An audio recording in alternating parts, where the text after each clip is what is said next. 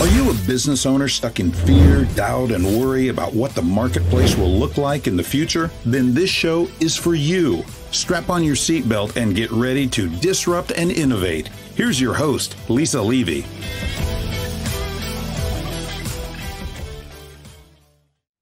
Get ready for an electrifying episode featuring the exceptional Mark Stern. Mark is no stranger to the entrepreneurial world, having carved a path of success as a serial entrepreneur and the mastermind behind Custom Box Agency, an acclaimed customer experience design agency based in Austin, Texas.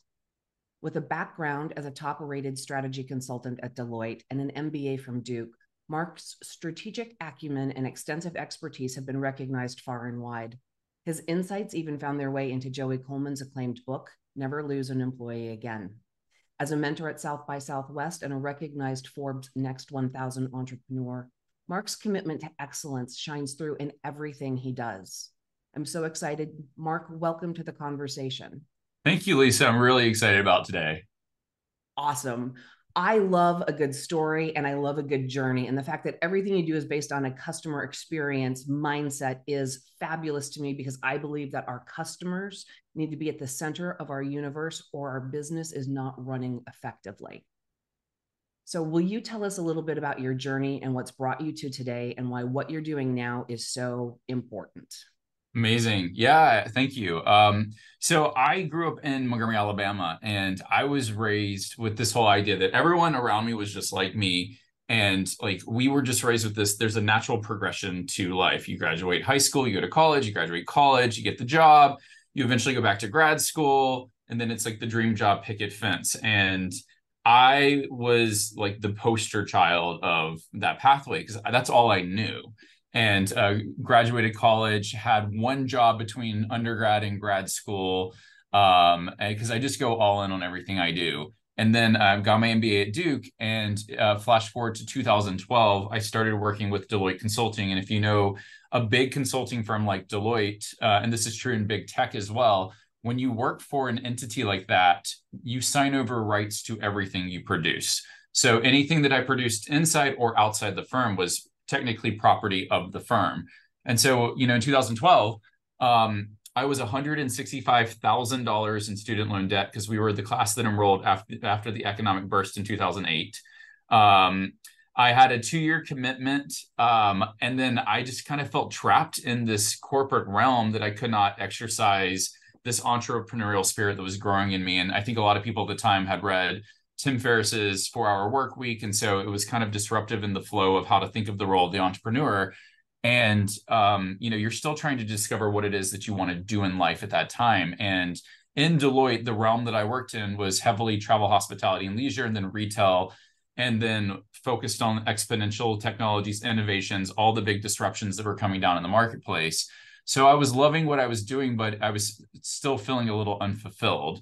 And I got exposed to the digital marketing realm by going to a conference that I had no business being at.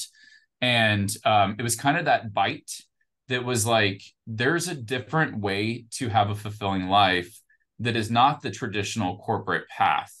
And for me, like delving into becoming an entrepreneur felt irresponsible because I had all this student loan debt and I didn't have the right mindset around it.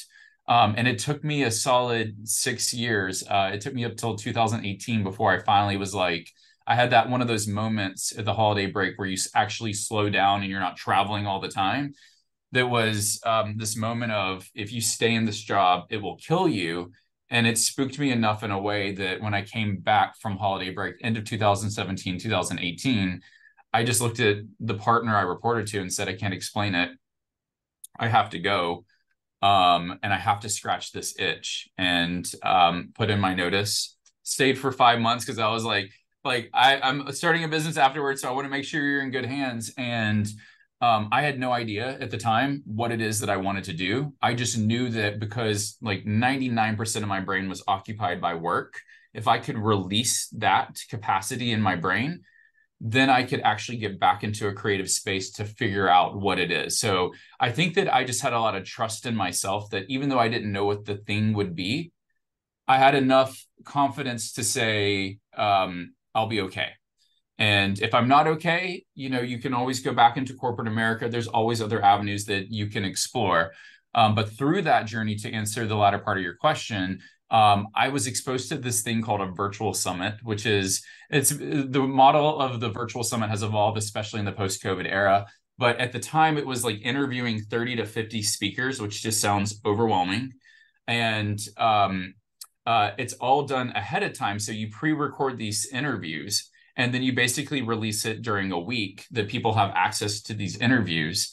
And when I did that, the thing that I didn't like about the model, and it's one of my biggest pain points with the digital and the online space, is everything is so digital, but we are human. We are kinesthetic. When we think about experience, we experience through our senses. If you talk about a digital only product, it's only what you only experience it through what you see and what you hear.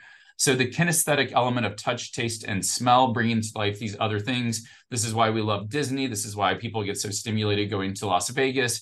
It's very different experience when you go to a live event versus watching it at home, or going to a live concert versus watching it at home, because it's activating so much more. And with this virtual event experience, I was like, this is overwhelming. I would rather someone just send me materials to make it easier to go through this process. And this kind of was the early days of Custom Box Agency, because I built a publication. I designed it in PowerPoint because I love power. I joke and say PowerPoint's my love language. And Deloitte, that is like the tool you use. And sent it off to print and just started to mail it out to people who bought a ticket to this virtual summit. And what I didn't expect was people started doing reveals. The speakers would show off the spread in the publication that they were featured in. People who received it took pictures with it. They started teaching elements of it to their Facebook groups or their communities. And I'm watching the behavior of, all I did was tie something physical to a digital experience. And, as that started to evolve, when I did my second virtual event, it was only 10 speakers, but I built a box experience helping people think through how to structure a high ticket offer. That was the whole theme of it. And again, when everyone started receiving these boxes, they started selling the product on my behalf, because they were doing these unboxing videos that averaged 3 to 7 minutes. And it just solidified that there's something really powerful that's not being tapped into in the online space, of bringing a physical component to optimize the journey, give people the tools and resources they need to be set up for success, and bring to life that digital experience in a way that a digital only product cannot. And so Custom Box Agency really came to life during the COVID era. And our view on how to think about sending physical has just evolved in a really powerful way to really optimize, whether it's local or whether it's a digital experience, bringing these pieces together to become a lot more immersive.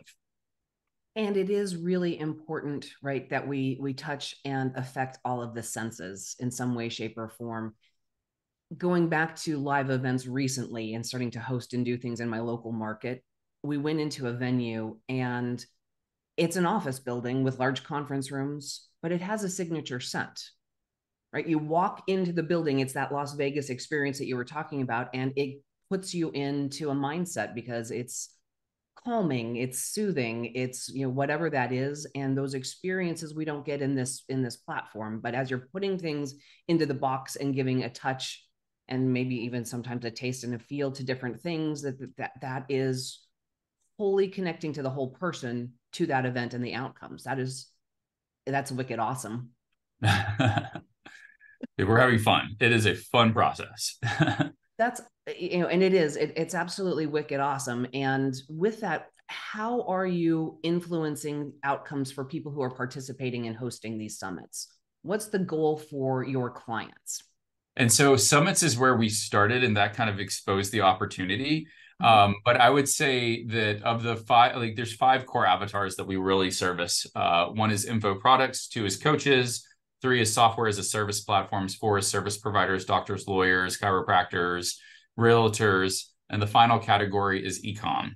And virtual events are actually my least favorite, because when we're building these experiences, oftentimes virtual events are a one and done. We do virtual event experience boxes all the time, But for me, the bigger opportunity is how do I build an experience that I can sell again and again and again? Because I like that scalability to try and get it into as many people's hands as possible. When you tie it to a date, there's a strategy that you want to tap into. But any experience, it doesn't matter who the avatar is. What one of the biggest problems that I see people do is they truly do not understand what they're asking their customers to do. And this is like a big thing that when you start to when we start working with clients, we'll go through their product, and we also need to understand what's the broader vision of the business. Because when you talk about optimizing a customer journey, it starts with the back anchor. What's the desired outcome? What are you selling? What's the promise you're making? I need to know what the end is. Now let's go to the beginning. What's the onboarding process look like? How are you, we call it start here. How do you make it very clear to set them up for success? Because if you look at so many different elements of life, they educate you on how to navigate the process you're about to go through. And I'm seeing that as a big gap in a lot of business owners because they just assume you're going to know what to do to go from the beginning to the end. And when you see people request refunds or quit or give up, it's because they feel like a failure at the front end of the process. So this is why we put a lot of energy around, we know what the outcome looks like. Let's have a clean process to set them up for success, make sure that they know the tools and resources that they have available to them. And let's have a clear journey, a clear pathway that's going to take them from one end to the other. Once you've done that, I can gamify it. I can incentivize behavior when you hit certain milestones throughout that process. I can see where you're getting hung up or stuck, because if I see at a certain junction of my journey, you are getting stuck, that may be, okay, we need to reevaluate this part of the process. I can introduce new means to monetize my business. Here's an expansion pack if you want to go deeper in this topic at a certain point of the journey. I can leverage those insights in my sales collateral. Hey, if you buy my product or service, here's the journey that you're going to go on, so people can see you have a recipe to get them the outcome again and again. So that's kind of where it doesn't matter like where you are. It's just how do you have a clear idea of what it is you're actually asking your people to do? And if they're logging into a portal and there's 50 hours worth of content, that's overwhelming. That's just a lot of stuff that's just being thrown at them. And I see that again and again and again. And I think that, and I want to play with what you've just described because there's so much in there, right? The thread is, as owner operators, we're really good at how we do the things that we do, the process of it all. But our clients really don't care how it happens, right? They want that outcome that they're looking for. They want to solve a problem. They want to learn something. They want to grow. But how we do what we do to give them what they need is absolutely irrelevant. It's what is their experience. So in that description, you started with understanding that end, what that outcome is going to be, and knowing where you start. Filling in the middle for an owner operator who's really good at delivering results is a mindset shift and a paradigm change, right? We're turning things kind of upside down and backwards, because how is irrelevant. What each step and what the touch point and the experience for the customer is what matters. And owner operators almost never think about it in those terms because we've never been taught how to. It's interesting because so much of the theme that I like to see on the front end is going to be heavy on mindset and making sure that they understand the tools and resources that they need. Part of it is establishing belief that this is possible, that they can get the outcome. It is so critical for your journey. Knowing the phases that get you through there, typically it's a build, because there's always an order of operations that seems to come to life when we start working with clients, that you need to do this first before doing this. But if I've defined the phases that take you from start here or onboarding to the outcome, then I know if you go from phase 1 to phase 2, you've gone through a transformation. Without a shadow of a doubt, I can say you are not the same person that started this journey, because you're one step closer to the outcome. And it becomes this game of just getting one step closer to the outcome, and you're getting people into momentum. This is the power of gamification. This is the power of incentivizing behavior. One of the most powerful quotes I saw was, this is from Brooke Castillo. I don't know if you're familiar with Brooke Castillo. She's a well-known life coach, one of the leaders in the life coaching space. But she had this quote that was, the last time that most people were celebrated was their high school graduation. So when you think about that, and I take it a step further to say it's either your high school graduation or it could be your wedding day. That was the last time you may have truly been recognized. I see you. I want to celebrate you. The power of recognition, just to celebrate people and giving them that belief as they go through that journey, is invaluable. And it typically doesn't cost anything. It takes a good leader that's leaning in on those individuals and just recognizing the progress that they've made.